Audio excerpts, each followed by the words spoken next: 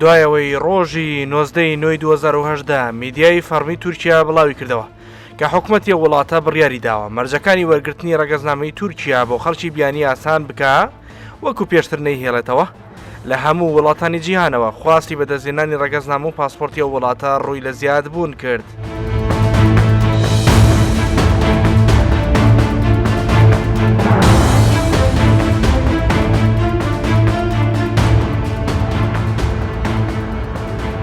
لە ئێوارەیەکی ساردی ئیستانبوڵەوە سڵاوتان لێبێ.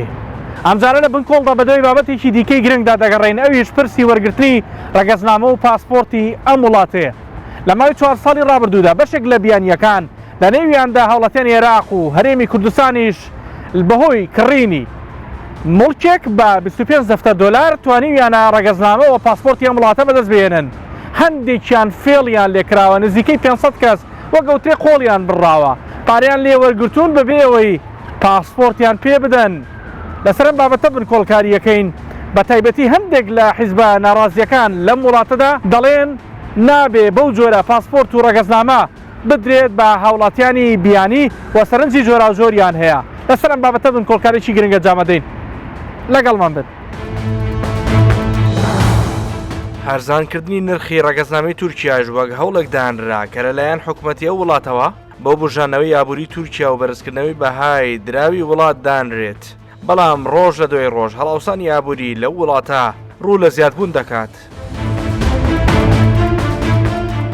مەرج و بنەمانوێیەکانی وەرگرتنی ڕەگەزنامەی تورکیا کە ماوەی 4 ساڵە کاری پێدەکرێت. یەک کڕینی یەکەیکی نیشتەجێبوون با بڕی 250,000 دۆلاری ئەمریکی واتە 25 دەفتەر دۆلار و نەفرۆشتنەوەی بۆ ماوەی 3 ساڵ. دوو وەبەرهێنانی جێگیر بە گوژمەیەک کەمتر نەبێت لە 500,000 دۆلاری ئەمریکی. سێ ڕەخساندنی هەلیکار بۆ 50 هاوڵاتی تورکیا. ئاسانکردنی ئەم مەرجانە لە کاتێکدایە پێشتر دەبوو خانوویەک بە 1 ملیۆن دۆلار بکردرێ یان دەبوو هەلیکار بۆ 100 هاوڵاتی ئەو وڵاتە بەڕەخسێنرێ یاخود 3 ملیۆن دۆلار لە بانکێکی تورکیادا دابنرێت.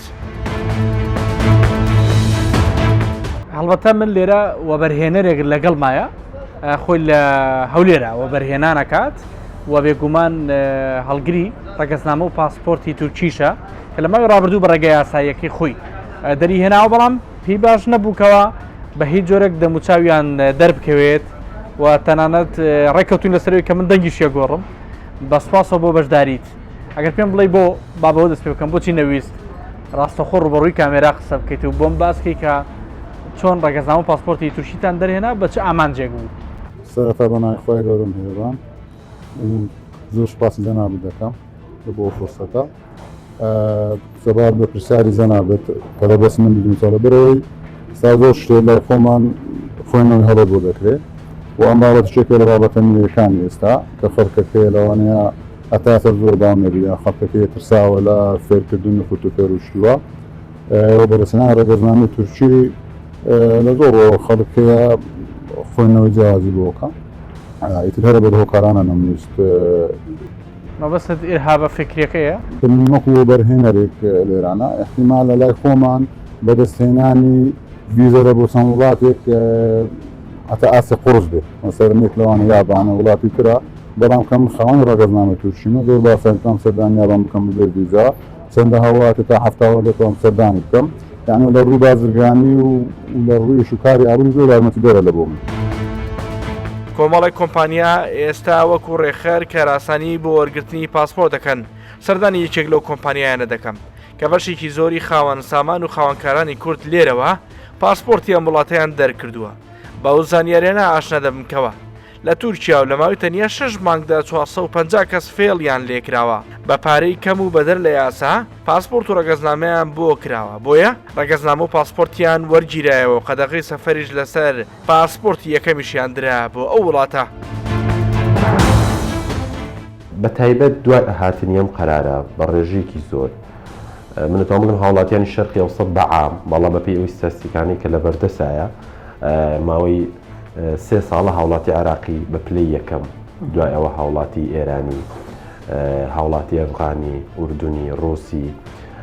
ئەم هاوڵاتیانە زۆرترین کەسن کە دێن لە وڵاتەیە لە ڕێی کڕینی مڵکەوە ئەبنە خاوەنی پاسەپۆرتی تورکی ئەمە ژەگەڕێتەوە بۆەوەی هەم ئەو کەسانی کە بودجەیەکی 25 دەفتەریان هەیە دێن مڵکێکە کڕن کە لەوەیە بێت لێرە خۆی نیشتەجیبە یاخود بیداتەکرێ هەم وە بەرهێنانێکە کا لە وڵاتێکی ترەوە هەم پاسەپۆرتی وڵاتە خۆی بە تایبەت عێراق ئێران وڵاتەکانی شەرقی ئەوسەد پاسەپۆرتێکی زەعیفی هەیە پاسپۆرتێکی بەهێزتری کەوتی یاساکە ئەڵێت مەرجە لە بەرامبەر کڕینی مڵکێک بە 25 دەفتەر دۆلار بە زمانی هاوڵاتیان قساکەینەوەە دەتوانێت ببێتە خاوەنی ڕەگەزنامە و پاسپۆرت بەس ئەی بۆ کەسانێک لێرە و لەوێ هەنەجار لە سوۆسیال میدیا بانگەشە بۆ ئەوەکەن وەرن لە ئیستانبول لە تورکیا بەگشتی ئەتوانیت ببیتە خاوەنی پاسپۆرت و ڕەگەزنامە دەفتەر دۆلار 25 دەفتەر دۆلاریشی ناوێت ئەم بانگەشانە لێکوێوە سەرچاواگرێت کاروان من ئێستا دقی قەرارەکەش لەگەڵ جەنابتە بەخشەکەم قەرارەکە زۆر وازەحە پێویستە ئەو کەسە بای 25 دەفتەر بەرەو سەر مڵک بکڕێ هەر کەسێک 24 دەفتەریش بکڕێ ناتوانێت تەقدیمی پاسەپۆرتی تورکی بکات لە ڕێی ئەم یاسایەوە بۆیە خوار 25 دەفتەری 1 دۆلار کەمتر هەر کەسێک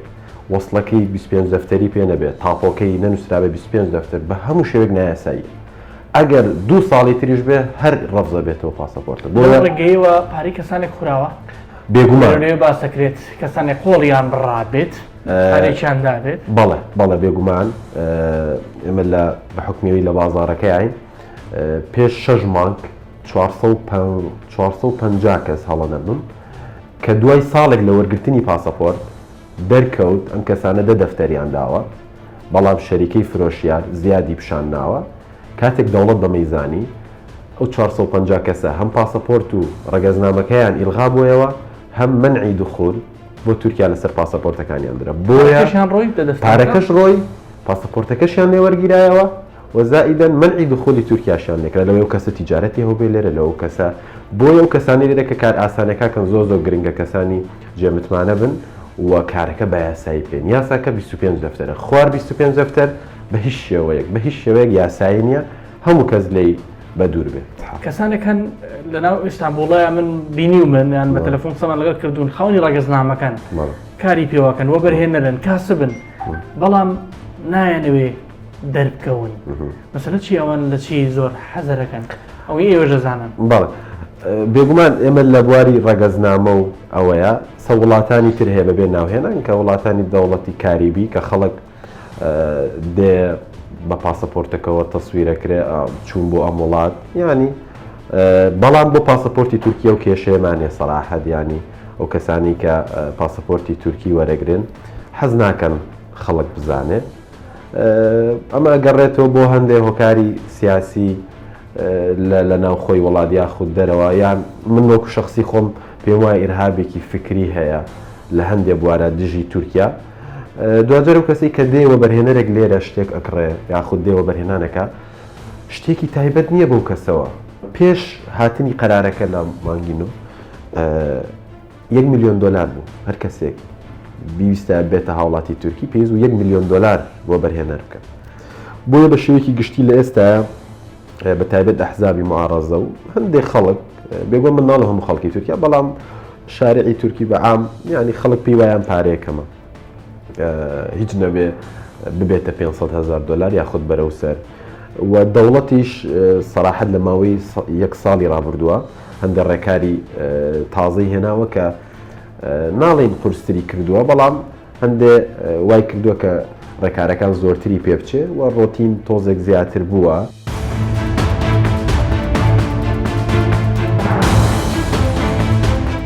یاسای پێدانی ڕەگەزنامی تورکی بە خەڵکانی بێگانە لە 5 ئایاری 2007ەوە چووە بواری جێبەجێکردن بەڵام بەهۆی قەیرانی دارایی و دابەزینی بەهای لیرەی تورکی مەرج و ڕێنمەیەکان سووک و ئاسان کران. بەپێی ئامارێکی دەستگای ئاماری تورکیا بەتەنیا لە ساڵی 2021دا وڵاتی وەکو ئێران کە زۆرترین هاوڵاتیانی لە تورکیا دەشوقەیان کڕیوە ژمارەکە بریتە لە 10,056 شوقا یاخود یەکەی نیشتەجێبوون بەشێک لەمانە پاسپۆرتیان پێوەرگیراوە. عێراق بە پلەی دووەم دێ بە جۆرێک لە 2021دا 8,661 یەکەی نیشتەجێبوون کڕاوە و بەشێکی ڕێگەزنامە و پاسپۆرتی پێوەرگیراوە. وڵاتەکانی دیکە بەو جۆرە دێن. رووسیا لە پلەی سێمە 5379 یەکەی نیشتەجێبوون. ئەفغانستان لە دوای گەڕانەوەی تاڵیبان دووبارە بە وڵاتەکە شوقەیەکی زۆریان کڕیوە 2762 یەکەی نیشتەجێبوون کڕاوە. ئەڵمانیا 2358، کازاخستان 2090، کویت 1791 یەکەی نیشتەجێبوون، ئازەربایجان 1570، ئەمریکا 1416، یەمەن 1332 یەکەی نیشتەجێبوون، فەڵەستین 1296، ئوردون 1257، ئۆکرانیا 1246، میسر 1166، ئینگلتەرا 1089 یەکەی نیشتەجێبوون، لوبنان لەگەڵەوەی بارودۆخی ئابووریشی لە باشیان نیە بەڵام بەشێک لە هاوڵاتیانیان کە ژمارەکە پێمان دەڵێ 1022 هاوڵاتی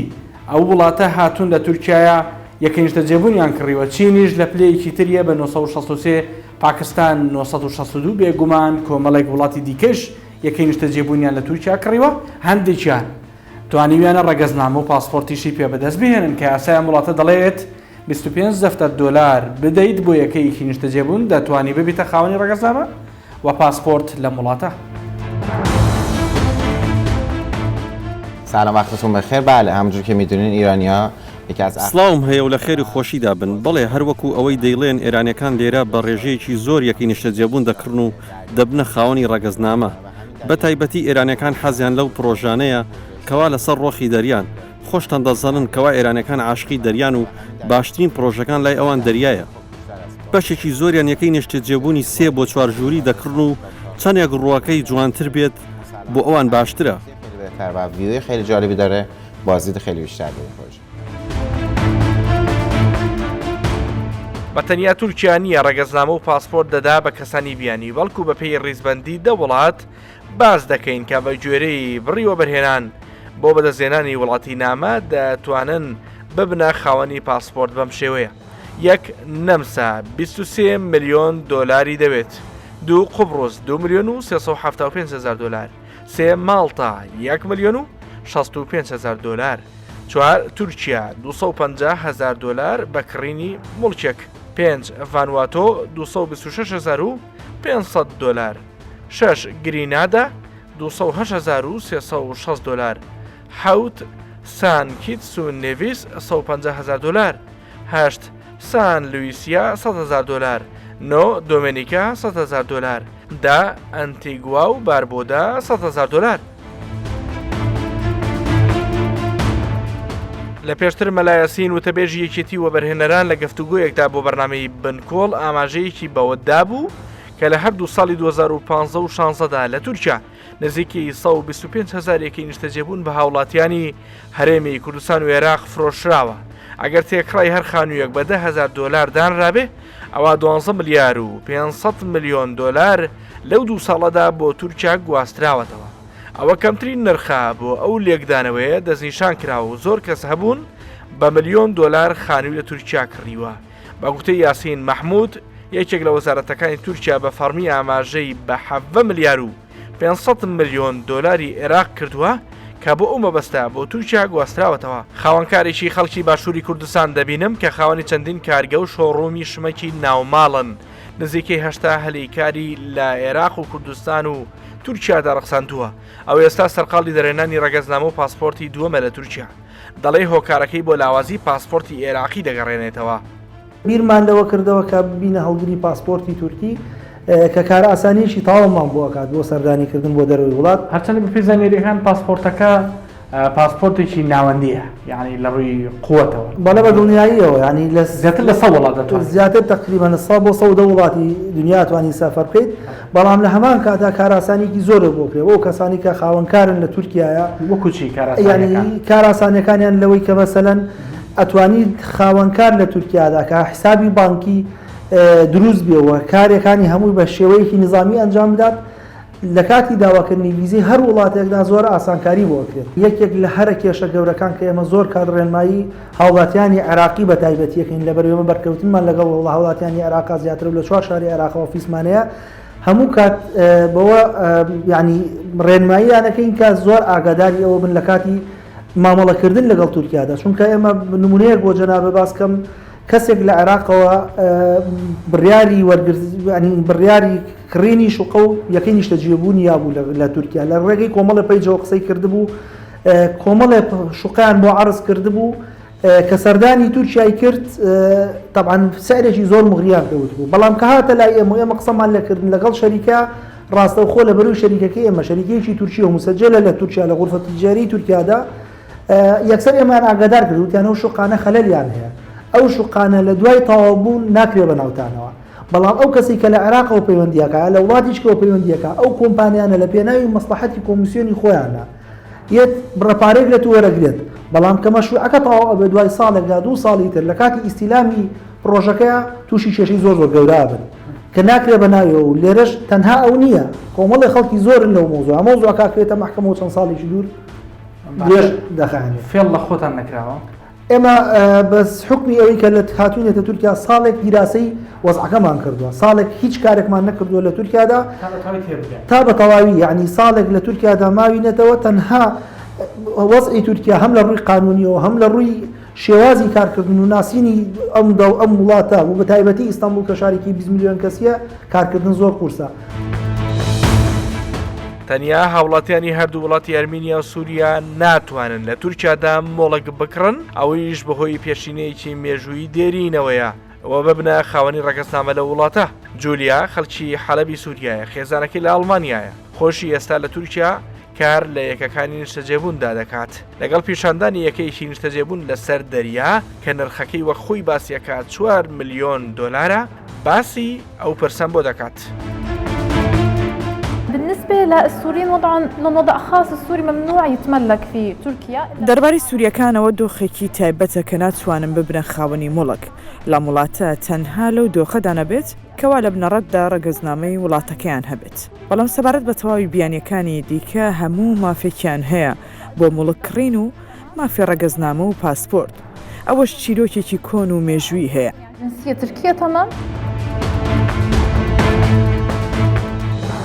داوازینی بەهای لیرەی تورکی بەهۆی دروستبوونی کێشەیە لە نێوان ئەمریکا و تورکیا لە پێشتر دۆناڵد ترامپ سەرۆکی پێشووی ئەمریکا بەهۆی ناکۆچیەکانیەوە لەگەڵ تورکیا بڕیاری لادانی بەخشینی تورکیای لە ڕسوماتە گومرجەکان دابوو بەمەش زیانێکی گەورەی دارایی بە کەلوپەلی هەناردەی تورکیا بۆ ئەمریکا دەگات کە زیانەکە دەگاتە نزیکەی 1 ملیار و 700 میلیۆن دلار بۆیە تورکیا دەست بۆ هەموو ڕێگاک دەبات تا پارە بێتە ناو وڵاتەکەی. بەرپرسێکی تورکیا لە ئیستانبول دەبینم کەواکاریان ڕێخستنی پاسپۆرتە بۆ کەسانی بیانی ئەو باز لە هەر سێ ڕێگای وەرگرتنی پاسپۆرتی وڵاتەکەی دەکا لەلایەن کەسانی بیانیەوە. ڕێکارەکانی وەرگرتنی ڕەگەزنامە و پاسپۆرتی تورکی چۆنە؟ خەڵک چۆن دەتوانێت دەستی بێنێت؟ Türk vatandaşı almanın سێ ڕێگا هەیە بۆ ئەوەی ببیتە هاوڵاتیە وڵاتە. یەکەم لە ڕێگەی هاوسەرگیریەوە دەبێت ئەویش دوای 3 ساڵ لە پرۆسی هاوسەرگیری دەبێت کە ئەگەر لە ناو تورکیادا یاخود لە دەرەوەی ئەم وڵاتە بژین دەتوانێت داوای مافی ڕەگەزنامە و دواتر پاسپۆرت بکات ئەویشیان لە ڕێگەی باڵێۆزخانە و کۆنسڵخانەکان دەبێت یاخود لە ڕێگەی نشینگە لە ناوخۆی وڵات. دووەم هەر کەسێک بۆ ماوەی 5 ساڵ لەم وڵاتە دابژی بەڵام بێگومان ئەوە مافی مانەوەی گەشتیاری ناگرێتەوە بەڵکو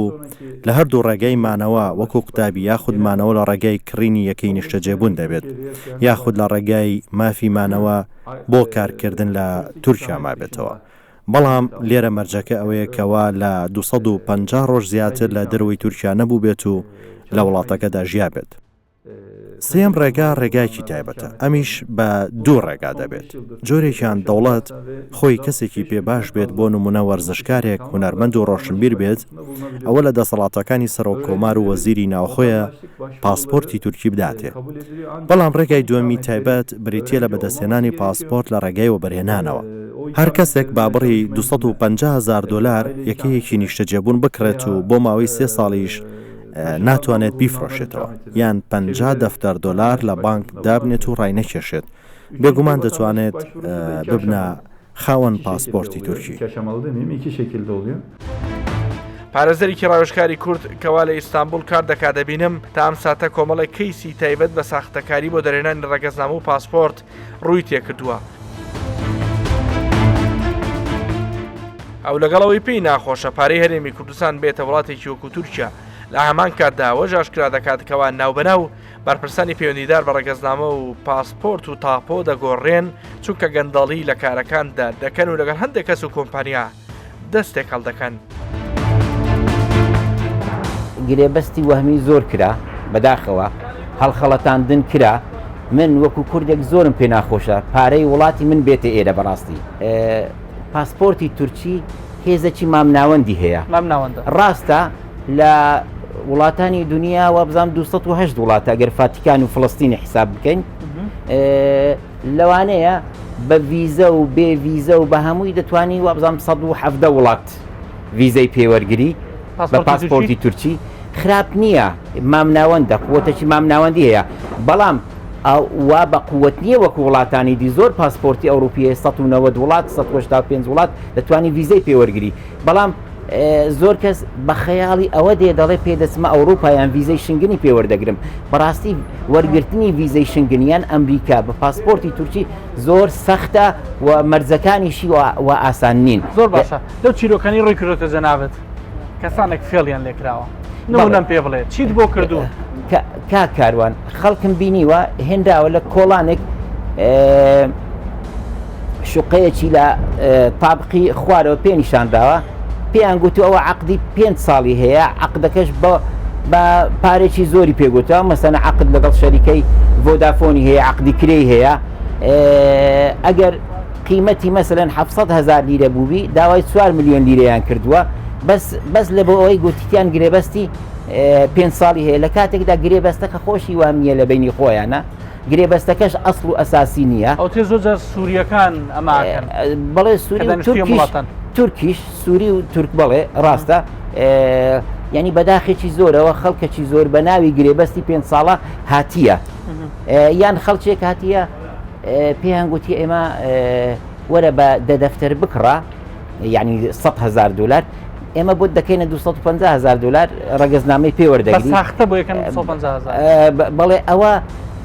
زۆر جار تووشی هەڵخەڵەتاندن هاتووە ئەژوتەیە گەر پاسپۆرتەکە درابێ یان ڕێگەزنامەکە درابێ دواتر دەوڵەت زانی بێتی هەڵی وەشاندوتەوە مجموعەیەک هەڵوەشێنداوە یعنی ئێستا کۆنتترۆلی هەیە